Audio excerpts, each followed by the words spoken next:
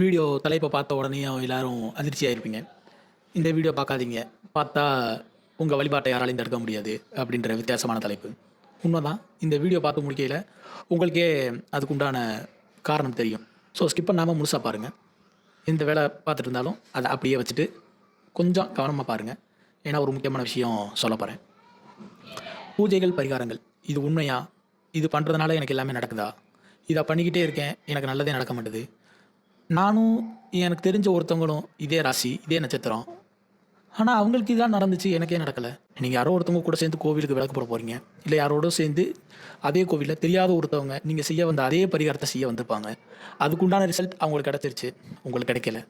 இதுக்கு என்ன ரீசன்? யோசிங்க. யோசிச்சிட்டிங்களா? நீங்கள் என்ன யோசிச்சு வச்சிங்களோ உங்களோட யோசனை எழுத வரனாலும் கமெண்ட்டில் சொல்லுங்கள்.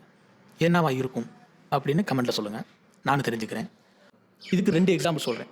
ஃபஸ்ட்டு எக்ஸாம்பிள் ஒரு ஹாஸ்பிட்டல் போகிறோம். எனக்கு காய்ச்சல், என் கூட இருக்க இன்னொருத்தவருக்கும் காய்ச்சல், தெரிஞ்ச ஒரு நண்பருக்கும் காய்ச்சல். நாங்கள் 2 பேரும் ஹாஸ்பிட்டல் போகிறோம். அவர் ஃபஸ்ட்டு பார்க்குறாரு, மாத்திரைலாம் எழுதி கொடுத்துட்டு டெஸ்ட்லாம் எடுத்துடுறாங்க, ரிப்போர்ட்லாம் வாங்கிட்டு டேப்லெட்லாம் வாங்கிட்டு அவர் வந்துடுறாரு. 2வது நான் போகிறேன், எனக்கும் டாக்டர் செக் பண்ணுறாரு. இதே மாதிரி எல்லா இதையும் பார்த்துட்டு நானும் வந்துடுறேன். ஒரு 3 நாள் கழித்து பார்க்குறேன். ஃபீவர் எப்படி நண்பா இருக்குது அப்படின்னு கேட்குறேன். அவர் சொல்கிறாரு, எனக்கு சரியாயிருச்சு, க்யூர் ஆயிடுச்சு, நான் ரெஸ்ட் எடுத்து முடிச்சிட்டேன், ஒர்க்குக்கு போகிறேன் அப்படின்னு. ஆனால் நான் ரெஸ்ட்டில் தான் இருக்கேன், எனக்கு என்ன க்யூர் ஆகலை. ஸோ நான் டாக்டரை போய் கேட்குறேன், என்ன டாக்டர், என் ஃப்ரெண்டு வந்தார், அவருக்கெல்லாம் க்யூர் பண்ணி கொடுத்துட்டீங்க, என்னை மட்டும் ஏன் க்யூர் பண்ணலை அப்படின்னு நீங்கள் கேட்டிங்கன்னா, இதுக்கு டாக்டர் சொல்கிற ஒரு ஆன்சர் என்னென்னா, அவரோட பாடி கண்டிஷன் வேறு, உங்களோட பாடி கண்டிஷன் வேறு. புரியுதா? அதே தான், அவரோட பாடி கண்டிஷன் வேறு, உங்களோட பாடி ஹெல்த் கண்டிஷன் வேறு அப்படின்னு வரேன். இது 2வது எக்ஸாம்பிள். இறைவனோட படைப்பில் ஒரு அதிசயம் அப்படின்றது என்ன அப்படின்னா, ஒரு வயிற்றுக்குள்ளே ஒரு உயிரை வைக்கிறது அப்படின்றது ஒரு அதிசயம். இதுதான் எல்லாத்துக்குமே தெரிஞ்ச ஒரு அதிசயம்.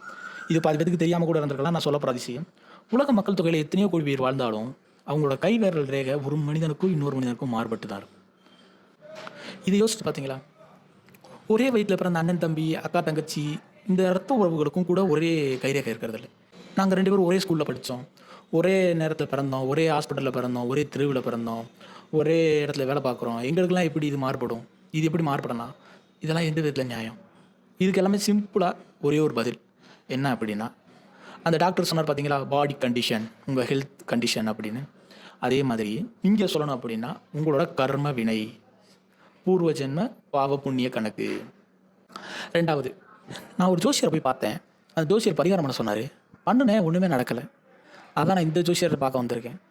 நான் அந்த சாமிக்கு போய் விளக்கு போட சொன்னாங்க, போட்டேன், ஆனால் ஒன்றும் நடந்த மாதிரி இல்லை. அதனால் நான் அப்படியே விட்டுட்டேன்ப்பா. இப்படி நிறைய பேர் சொல்லி கேள்விப்பட்டிருப்போம், நாமளே கூட பல பேர்கிட்ட சொல்லியிருப்போம். நம்ம பாவங்கள் எல்லாத்தையும் ஒரு கடன் அப்படின்னு வச்சுக்கோங்க, பரிகாரங்கள் எல்லாத்தையும் தவணை அப்படின்னு வச்சுக்கிடுவோம்.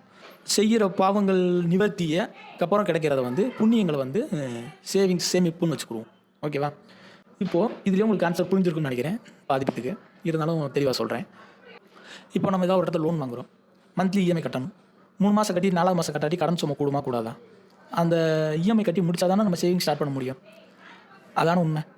இதே மாதிரி தானே நம்ம பாவ கணக்குகள் எல்லாத்தையும் முடித்த பிறகு தானே நம்மளோட புண்ணிய கணக்கே ஸ்டார்ட் ஆகும். உண்மையா இல்லையா? பாவ கணக்கை முடித்தா தானே புண்ணிய கணக்கு தொடங்கும்.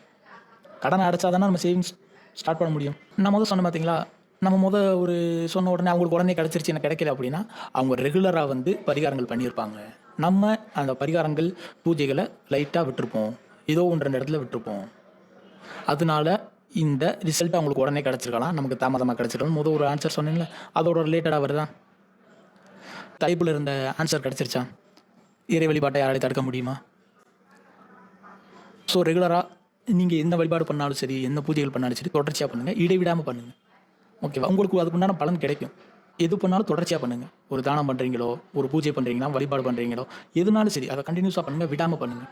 இது மாதிரி ஆன்மீக தகவல்கள், பூஜைகள், பரிகாரங்கள் இதை பற்றி தெரிஞ்சுக்கிறதுக்கு நம்ம முருகன் திருவள்ளி சேனலை சப்ஸ்கிரைப் பண்ணிக்கோங்க.